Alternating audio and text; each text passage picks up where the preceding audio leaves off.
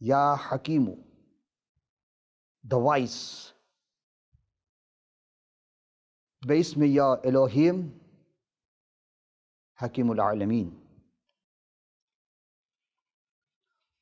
وَإِذْ قَالَ رَبُّكَ لِلْمَلَائِكَةِ إِنِّي جَاعِلٌ فِي الْأَرْضِ خَلِيفَةً قَالُوا أَتَجْعَلُ فِيهَا مَن يُفْسِدُ فِيهَا وَيَسْفِكُ الدِّمَاءَ وَنَحْنُ نُسَبِّحُ بِحَمْدِكَ وَنُقَدِّسُ لَكَ قَالَ إِنِّي أَعْلَمُ مَا لَا تَعْلَمُونَ وعلم آدم الأسماء كلها ثم عرضهم على الملائكة وقال أنبئوني بأسمائه هؤلاء إن كنتم صادقين قالوا سبحانك لا علم لنا إلا ما علمتنا إنك أنت العليم الحكيم۔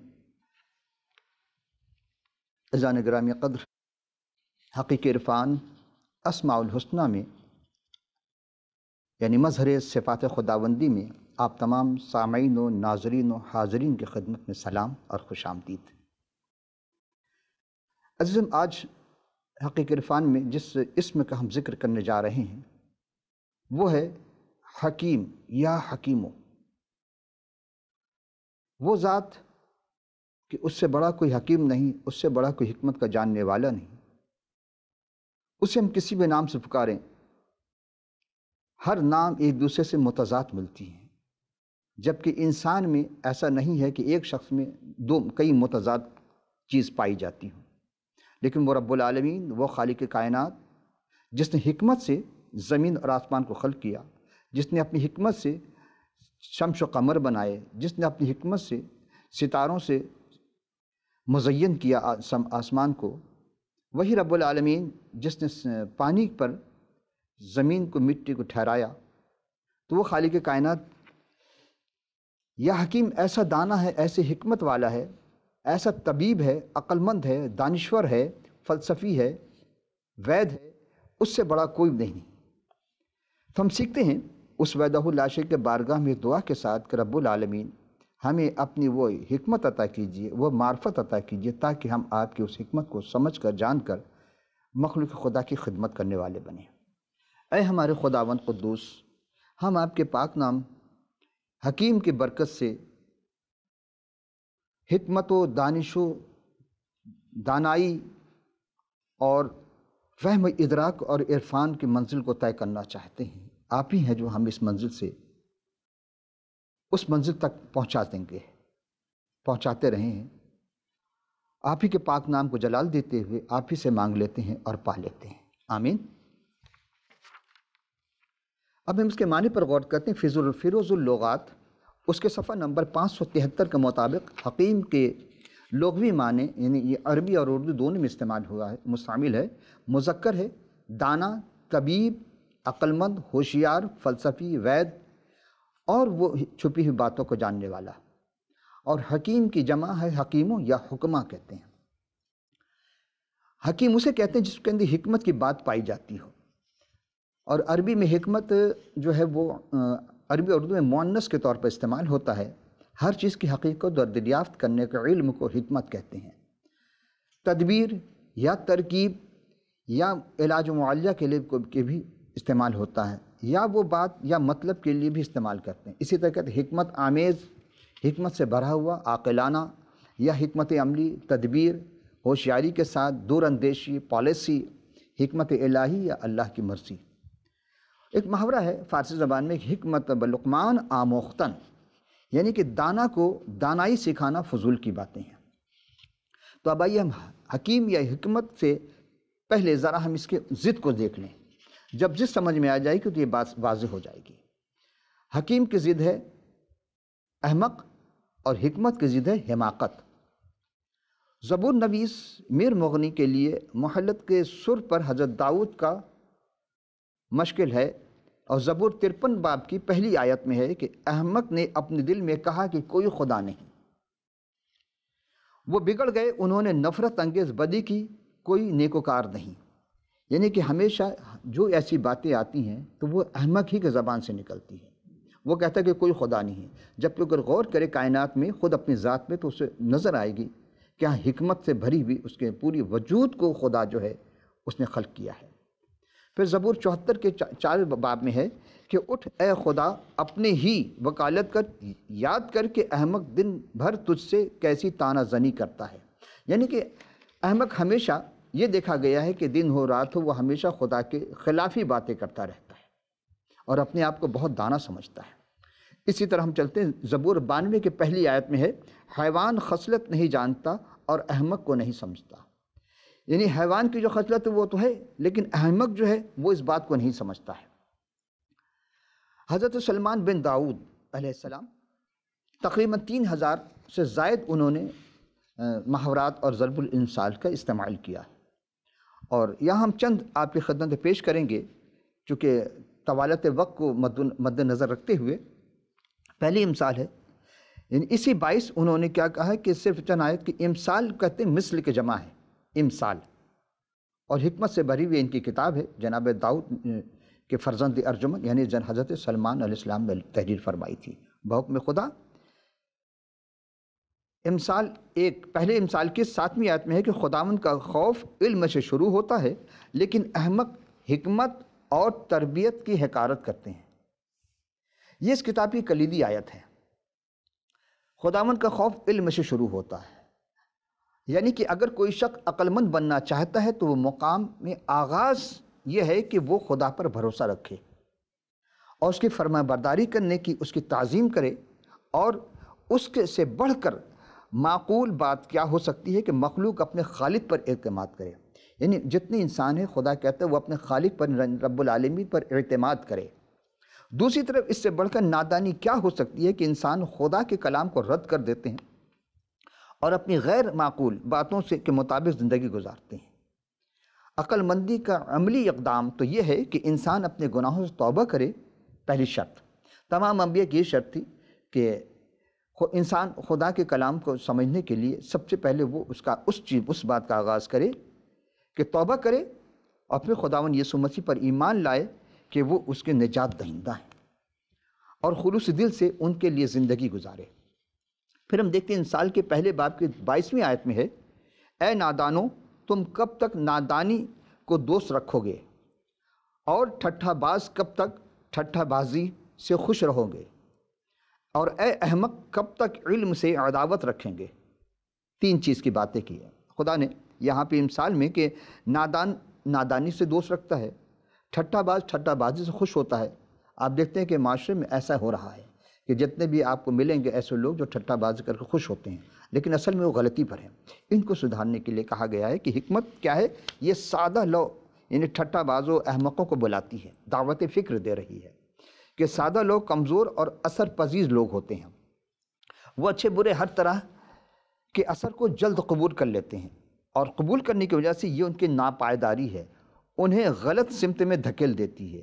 اور وہ ٹھٹھا باز وہ لوگ جو دانش مندوں سے مشورہ یا مشوروں کے کوئی حقارت کی نگاہ سے دیتے ہیں، اگر کوئی ان کو مشورہ دیتا ہے کہ حکمت کی بات کرتا ہے تو اسے حقارت کی نگاہ سے دیکھتے ہیں۔ ان کے لیے کچھ بھی مقدس اور سنجیدہ نہیں ہے۔ احمق وہ لوگ ہیں جو بے وقوفی سے ہر نصیحت کو رد کر دیتے ہیں اور جہالت سے لائق بن جاتے ہیں۔ امثال 12 باب کی 23ویں آیت میں یوں ارشاد ہو رہا ہے کہ ہوشیار آدمی علم کو چھپاتا ہے لیکن احمق کا دل حماقت کی منادی کرتا ہے۔ یہ کتنی خوبصورت بات، یعنی ہوشیار آدمی ویسے ہی ادھر ادھر یہ ظاہر نہیں کرتا پھرتا کہ وہ کیا کچھ جانتا ہے، وہ بڑے خوبصورت انداز سے اپنے عالم ہونے کا چھپاتا ہے، لیکن جو ہی آپ احمقوں کی مجلس میں بیٹھتے ہیں تو وہ اپنی حماقت کا اظہار کرنا شروع کر دیتے ہیں۔ اور امثال 13ویں باب کی 19ویں آیت میں ہے کہ جب مراد بر آتی ہے تبھی بہت خوش ہوتے ہیں، پر بدی کو ترک کرنے سے احمق کو نفرت ہوتی ہے۔ یعنی جب نیک لوگوں ان کے جب مقاصد جو بھی ان کے دل میں ہوتی ہے تو ان کی تمنائیں پوری ہو جاتی ہیں تو خوش ہوتے ہیں اور خدا کے بارگاہ میں شکر گزاری کرتے ہیں۔ لیکن احمق کیا کرتے ہیں، احمق نے اپنے گناہ کو ترک نہیں کرتا، یعنی احمق سے کہے گناہ ترک، وہ ترک نہیں کرتے، چاہتے نہیں کہ گناہ ترک کریں۔ یہاں اس بات کا موازنہ کیا گیا کہ نیک یا اچھے جو مقاصد کے حصول کے خواہاں ہیں، لیکن گناہ گار لوگ اپنی برائی کو چھوڑنے کے لیے ہرگز تیار نہیں ہوتے ہیں۔ یہ 13ویں باب کی 20ویں آیت میں بھی یہی بات کی گئی ہے کہ ہمیں داناؤں کی صحبت کو اختیار کرنی چاہیے، عقل مند کی صحبت میں بیٹھنی چاہیے، عالموں کی صحبت سے فائدہ اٹھانا چاہیے، وہ ہماری ترقی کا باعث ہوں گے۔ بری صحبتیں اچھی عادتوں کو بگاڑ دیتی ہیں۔ A man is known by the company he keeps, آدمی اپنی صحبت سے پہچانا جاتا ہے، یہ اسی آیت سے لی گئی ہے۔ اور احمقوں کا ساتھی ہلاک ہو، یعنی جو بھی شخص اگر وہ صحبت اختیار کرتا ہے، اچھی صحبت، تو اچھی صحبت سے فائدہ ہوتا ہے، اور اگر بری صحبت میں رہے گا تو وہ برا ہی مانا جاتا ہے۔ اور مثال 14 باب کی ایک پہلی آیت میں کہ دانا عورت گھر بناتی ہے پر احمق اسے اپنے ہاتھوں سے برباد کر دیتی ہے۔ یعنی ایک دانا عورت اپنے گھر میں اپنے خاندان کے لیے وہ کام کرتی ہے، لیکن دانا عورت کیا کرتی ہے کہ وہ اپنے شوہر اور بچوں کو نظر انداز کر دیتی ہے اور پریشان ہوتی ہے، اور اس کا گھرانہ برباد ہوتا ہے۔ پھر وہ کہتی ہے کسی نے جادو کر دیا، کسی نے تعویذ کر دی، کسی نے گنڈا کر دیا، کسی نے کچھ کیا، اور پھر جعلی عاملوں کے پاس، جعلی فقیروں کے پاس، جعلی پیروں کے پاس بھاگنا شروع کرتی ہے۔ وہ ان سے پیسے ہٹ لیتے ہیں چونکہ وہ نادان ہے، احمق ہے، اور وہ پیسے بھی شوہر کے برباد کر دیتی، ہاتھ کچھ بھی نہیں آتا۔ تو یہاں ایک اور مثال 14ویں باب کی ہم 3 آیت پڑھیں گے، 7 تا 9۔ احمق سے کنارہ کر کیونکہ تو اس میں علم کی باتیں نہیں پائے گا، یعنی احمق کے ساتھ دوستی نہ کریں کیونکہ آپ کو اس کی آپ کی جو عقل کی باتیں اس کی سمجھ میں نہیں آئے گی۔ پھر ہوشیار 8ویں آیت میں ہوشیار کی حکمت یہ ہے کہ اپنی راہ پہچانے، لیکن احمقوں کی حکامت سے دھوکہ کھاتے ہیں۔ یعنی ہوشیار آدمی کے لیے حکمت کا مطلب یہ ہے جو جتنے بھی عقل مند ہوں گے، ہوشیار ہوں گے، وہ کس طرح دیانتداری، ایمانداری اور فرض شناس ہوتے ہیں اور اپنے فرض کی ادائیگی کو بھرپور طریقے سے انجام دیتے ہیں اور فرما برداری میں چلتے رہتے ہیں۔ لیکن پر احمق جو ہوگا جسے حکمت تصور ہی نہیں کر سکتا، وہ اور حکمت کی باتیں درقیق وہ حماقت کرتے ہیں۔ تو ایسے تمام مقصد یہ نہیں ہے کہ ہاں آپ مذاق اڑائیں کسی کا، بلکہ آپ خود کوشش کریں کہ نہ آپ کسی کا مذاق اڑائیں، نہ آپ کو کوئی مذاق اڑائے، یہ حکمت ہے۔ اور حماقت کی روح یہ ہے کہ دوسروں کو دھوکہ دیتے ہیں، حالانکہ وہ ایک وقت آتا خود اس دھوکے میں گرفتار ہو جاتے ہیں۔ تو کتاب مقدس میں یہ سبق ملتا ہے کہ آپ کسی کو دھوکہ نہ دیں، آپ کے ساتھ بھی دھوکہ نہیں ہوگا۔ اگر کوئی دیتا ہے تو دینے دیں، لیکن آپ کسی کو دھوکہ نہ دیں، اور خدا آپ کو جس نے دھوکہ دیا ہے اس کے لیے بھی دعا کر دیں۔ بس یہی ہے کہ احمق گناہ کر کے ہنستے ہیں، پر راست باز جو راست کار ہیں وہ رضامندی ظاہر کرتے ہیں۔ گو کہ اس کے مثل ہم بہت ہی تیزی کے ساتھ چل رہے ہیں۔ اب ہم اس جانب جائیں گے کہ دانا کیا ہوتا ہے۔ اب تک ہم نے احمقی کی بات کی، حماقت کی بات کی۔ حماقت کیا کرتے ہیں کہ وہ قہقہ لگائیں گے، ٹھٹھا بازی کریں گے، لیکن اسے کیا ہوگا نقصان کہ وہ دوزخ کی طرف دھکیلے جا رہے ہیں۔ تو بچنے کے لیے یعنی ایک نگاہ ڈالیں گے، اور اس میں سے پھر ہم دیکھتے ہیں کہ مزید تعلق کیا ہوتا ہے۔ وہ اور جو عقل مند ہوتے ہیں، ہوشیار ہوتے ہیں، وہ نجات کا باعث بنتے ہیں، خدا ان کو نجات دیتا ہے۔ وہ خود بھی کوشش کرتے ہیں، خدا بھی ان کو بچا لیتا ہے۔ خدا چاہتا ہے کہ ہر برا آدمی بچے، لیکن کچھ لوگ ایسے ہیں کہ بظاہر اچھے نظر آتے لیکن بروں میں رہنے کی وجہ سے وہ برے بن جاتے ہیں، اور وہ پھر اپنے آپ کو وہ آگ اور ایندھن کا، گندھک کا جھیل کا شکار ہو جائیں گے۔ تو خدا ایسے تمام چیزوں سے ہر انسان کو محفوظ رکھے، ابلیسی حملوں سے خدا محفوظ رکھے، آمین۔ اب آئیے ہم چلتے ہیں اس مثال 14 باب کی 24ویں آیت کہ داناؤں کا تاج اس کی دولت پر احمقوں کی حماقت ہے۔ دانا کیا کرتے ہیں؟ اس کی تاج دولت ہے، خواہ اس کو اس دولت کے لیے مادی دولت نہیں، یہ روحانی دولت کی بات ہو رہی ہے۔ وہ داناؤں کی حکمت کا پھل ہے، انہیں واضح طور پر ہوتا ہے، نظر آتا ہے۔ لیکن احمق کی اپنی زندگی جب دیکھیں گے تو حماقت کی وجہ سے بہت سارے نقصانات کے باعث بنتے ان کے لیے۔ عقل مند آدمی کے دل میں بصیرہ کیے ہوئے ہے۔ حکمت کیا کرتا ہے؟ حکمت عقل مند کے دل میں قائم رہتی ہے، اور عقل مند آدمی اس سے فیض حاصل کرتا ہے۔ پھر داناؤں کی زبان علم کا درست بیان کرتی ہے، پر احمقوں کا منہ حماقت میں اٹھتا ہے۔ حماقت کی باتیں اگلتا ہے احمقوں کا منہ۔ سمجھدار انسان کی زبان ہمیشہ تول کر، سوچ کر، سمجھ کر باتیں کرتی ہے، لیکن ایک نادان آدمی جو حماقت میں گرفتار ہے وہ بغیر سمجھے پہلے بول دیتا ہے۔ اور محاورہ ہے کہ پہلے تولو پھر بولو، یعنی پہلے آپ سمجھ لیں کہ آپ کیا کہنا چاہتے ہیں، پھر سب باتیں کریں۔ اور جو بے سمجھے کہہ دیتے ہیں، پھر ان کی وہ بات سمجھ میں بھی نہیں آتی ہے، اور خود ان سے جب پوچھا جاتا ہے وہ اس کے صحیح معنوں میں پیش بھی نہیں کر سکتے ہیں۔ پھر دانا بیٹا خوش ہوتا ہے، اور پر احمق اپنی ماں کی تحریر کرتا ہے۔ یعنی کہ جو بچے دانا ہوتے ہیں وہ اپنے والدین کے احترام کرتے ہیں، اپنے والدین کی باتوں کو مانتے ہیں، ان کے تجربے سے فائدہ اٹھاتے ہیں، اور اگر کوئی احمق ہے تو وہ اس کی ماں تو دعا کرتی ہے اس کے لیے، لیکن وہ اپنی ماں کو ذلیل کروا دیتا ہے، کہیں نہ کہیں والدین کو ذلیل کر دیتا ہے۔ خدا ایسے ہر بچے کو دانا بنائے، اور وہ خود بھی بننے کی کوشش کریں گے تو خدا ان کو ضرور حوصلہ افزائی کرتا ہے، ہمت عطا کرتا ہے۔ عقل مند کے لیے عقل جو ہے وہ حیات کا سرچشمہ ہے، پر احمقوں کی تربیت حماقت ہے۔ یعنی آپ اس کو کتنا کرنا چاہیں نہیں ہوگا، لیکن اگر عقل مند ہے تو اس کا چشمہ کیا ہے، وہ حیات کیا ہے، وہ چشمہ سے، حیات چشمے سے کام لیتا ہے۔ وہ جو بھی بات کرے گا حکمت سے باتیں ہوں گی۔ وہ سیکھتے بھی ہیں، زندگی سیکھنے سکھانے کا نام ہے۔ ہم آج بھی سیکھ رہے ہیں اور سیکھتے سکھاتے چلتے ہیں، کیونکہ پتہ نہیں کب قفس سے انصری سے ہماری روح پرواز کر جائے۔ تو کم از کم احمق والے بات نہ کریں، احمق والا کام نہ کرتے، بلکہ عقل مندی والا کام کریں۔ امثال 17ویں باب کی 24ویں آیت میں ہے کہ صاحب حکمت کے روبرو ہے، یعنی حکمت صاحب فہم کے روبرو ہے، لیکن احمق کی آنکھیں زمین کے کنارے پر لگی ہے۔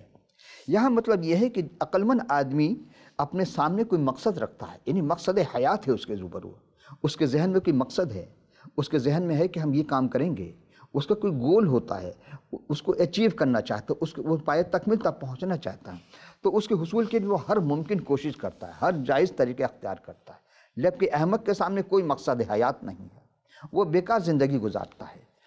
اور حکمت کے حصول جس کے منظم کی زندگی کی بنیاد ہے، یعنی بنیادی شرط ہے کہ منظم طریقے زندگی گزارنا ہے، اس کے برعکس اس کی آنکھوں میں کوئی خواب نہیں ہے، بس یہ ادھر جس نے جو کہہ دیا وہ اس کے پیچھے چل پڑتا ہے، جبکہ عقلمند بزرگوں سے فائدہ اٹھاتا ہے۔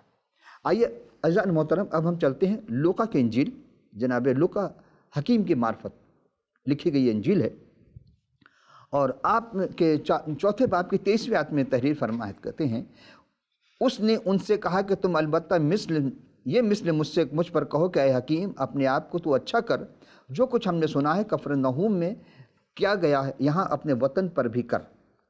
آئیے ہم پہلا کرنتھیو پہلے باب کی 19ویں آیت میں کا مطالعہ کرتے ہیں، دیکھتے ہیں ہمیں کیا سبق ملتا ہے، کیونکہ لکھا ہے کہ میں حکیموں کی حکمت کو نیست اور عقل مندوں کو عقل کو رد کر دوں گا۔ کون کہہ رہا ہے یہ خدائے ذوالجلال۔ اور اسی پہلے کرنتھیوں کے پہلے باب کی 26ویں آیت میں ہے کہ اے بھائیو، اپنے بلائے جانے پر نگاہ کرو کہ جسم کے لحاظ سے بہت سے حکیم، بہت سے اختیار والے، بہت سے اشراف نہیں بلائے گئے۔ یعنی کہ بہت سارے دانا تھے، بہت سارے عقل مند تھے، لیکن خدا نے ان کو نہیں چنا اپنے کام کے لیے، بلکہ کیا کیا؟ بلکہ خدا نے دنیا کے بیوقوفوں کو چن لیا کہ وہ حکیموں کو شرمندہ کرے، اور خدا نے دنیا کے کمزوروں کو چن لیا تاکہ زور آور کو شرمندہ کرے۔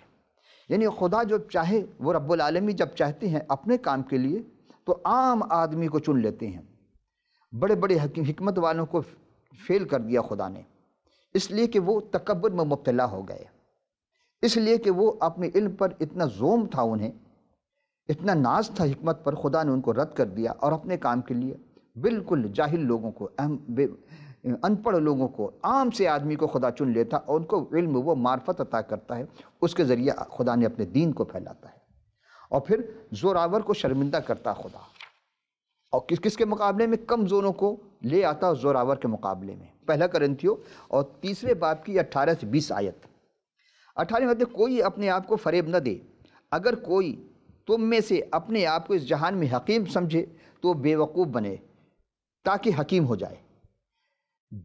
یعنی اپنے آپ کو عاجزی انکساری کے ساتھ لے کے چلنا ہے، جتنا عاجزی انکساری کی پروردگار عالم، وہ جو حکیم ہے، حکمت اور دانا کا منبع ہے، وہ آپ کو وہ حکمت عطا کرے گا جو ہر کسی کو نہیں عطا کرتا، اور اس سے مانگتے رہنا ہے کہ اے حکیم، اے حکمت والی ذات، آپ ہی ہمیں عطا کرتے ہیں، اور خدا عطا کرتا ہے۔ 19 میں آتے ہیں کہ کیونکہ دنیا کی حکمت خدا کے نزدیک بے وقوفی ہے، چنانچہ لکھا ہے کہ وہ حکیموں کو ان کی چالاکی سے میں پھنسا دیتا ہے، اور یہ بھی خداوند حکیموں کو کہ خیالوں کو جانتا ہے کہ باطل ہے۔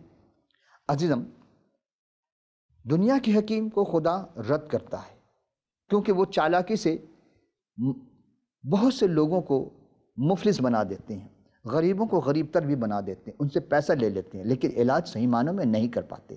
تو خدا کے نظیر یہ چالاک، یہ عیاری، یہ مکاری ہے، اسی لیے اس نے عیار و مکار کو پسند نہیں کیا، بلکہ سادہ دلوں کو خدا پسند کرتا ہے۔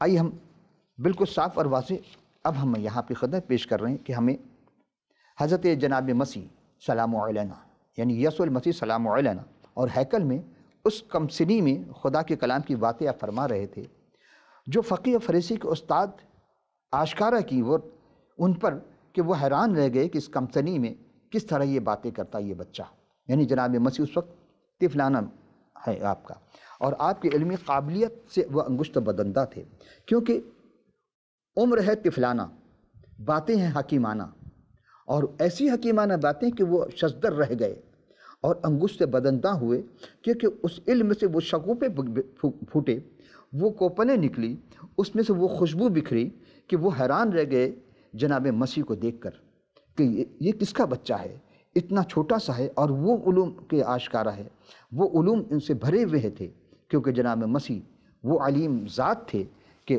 جنہوں نے اس چیز کو پیش کیا۔ اور یہ آیت ہے پہلا پارہ سورہ بقرہ، دوسرا سورہ آیت 129 ہے، اور ترجمہ ہے فتح محمد جانی صاحب کا، ربنا وبعث فیہم رسولا منہم یتلو علیہم آیاتہ ویعلمہم الکتاب والحکمہ وزکیہم انک انت العزیز الحکیم۔ انہی میں ایک رسول بھیجنا جو انہیں تیری آیتیں پڑھ پڑھ کر سنائے، ان کو کتاب و علم حکمت کی تعلیم دے، اور ان کے اخلاق کو بھی درست کرے، ان کی زندگیاں سنوارے۔ بے شک تو زبردست اقتدار کا مالک اور بڑا ہی حکمت والا ہے۔ اب جتنے بھی انبیاء آئے جناب ابراہیم علیہ السلام کی اولاد اسحاق، اور اسحاق کی اولاد جناب یعقوب، اور پھر یعقوب کی اولاد داؤد، اور پھر انہی کی نسل میں سارے آتے رہے بنی اسرائیل میں۔ اب انہی میں سے ایک رسول بھیج، ایسا رسول بھیج تو جناب مسیح آئے آخر میں، اور ایسی حکمت کی باتیں آپ نے کی، خدا کی آیت کی تلاوت کر کے سناتے تھے۔ فقیہ فریسی آپ کی باتوں سے دنگ رہ جاتے تھے، وہ کوئی بھی سوال کرتے جناب مسیح ان سوالوں کا جواب بغیر سوچے ہوئے ان کو جواب دیتے، چونکہ آپ ہی علیم بھی تھے۔ یہاں ایک اور آیت ہے، یہ 10واں پارہ سورہ توبہ 9واں سورہ ہے، اور آیت نمبر 40 ہے، وَكَلَّمَهُ اللَّهُ وَكَلَمَةُ اللَّهِ هِيَ عَلَيَّ وَاللَّهُ عَزِيزٌ الحکیم۔ اگر آپ ڈیپ میں جائیں گے، گہرائی میں جائیں گے، جس کا جو ہے وہ جو کلمۃ اللہ ہے وہی بلند ہے، اور اللہ زبردست اور بڑی حکمت والا ہے، یعنی حکیم ہے وہ حکیم جو کلمۃ اللہ، وہ کون ہے؟ جس نے کسی کے پاس زانو ادب طے نہیں کیا۔ کوئی دنیا میں دعویٰ نہیں کر سکتا کہ وہ جناب مسیح اس کے شاگرد ہیں۔ کیا کوئی دعویٰ کر سکتا ہے کہ کلمۃ اللہ اس کا استاد ہے؟ نہیں، ہرگز نہیں، بلکہ ایسے صاحب اختیار ازلی و ابدی حکیم جو کلمۃ اللہ بھی ہیں، جو روح اللہ بھی ہیں، جن سے یونانیوں نے حکمت سیکھی، جن سے فلسفیوں نے فلسفہ سیکھا، جن سے چینیوں نے حکمت سیکھی، جن سے عربوں نے حکمت سیکھی، جن سے جاپانیوں نے ان کے علوم سے حکمت سیکھی، سبوں نے فلسفہ ہو، حکمت ہو، ساری باتیں انہی سے سیکھی ہیں۔ کن سے؟ وہ ایسے حکیم کہ جنہوں نے بغیر کسی دوا کے لا علاج مریضوں کا علاج کیا، جنہوں نے وہ لا علاج مریض جو 38 سال سے ایک حوض کے کنارے بیٹھا کہ جب خداوند کا فرشتہ پانی ہلائے تو کوئی اس کی مدد کرے اور وہ حوض میں اتر جائے، لیکن 38 سال اس مریض کو جناب مسیح نے اٹھا کر کے کھڑا کر دیا، آنے واحد میں، بغیر کسی دوا کے، بغیر کسی چیز دوا کے۔ اور اس سے بھی یعنی کہ ایک ایسی خاتون جو ایسا حکیم کہ ایک ایسی خاتون جس کو دنیا کی حکیموں نے لوٹ لیا تھا، وہ قلاش ہو گئی تھی، اور اس کے 12 سال سے خون جاری تھا، لیکن جناب ایمان سے کہ دولت نے اسے جب ذہن کو میں عطا ہوئی تو اس نے جب کپڑا جناب مسیح کا کپڑے کا کونا پکڑا تو فی الفور اسے شفا ہو گئی۔ یہ کیسا حکیم ہے؟ یہ وہ حکیم جو جناب یسوع المسیح سلام علیہ ہی ہے۔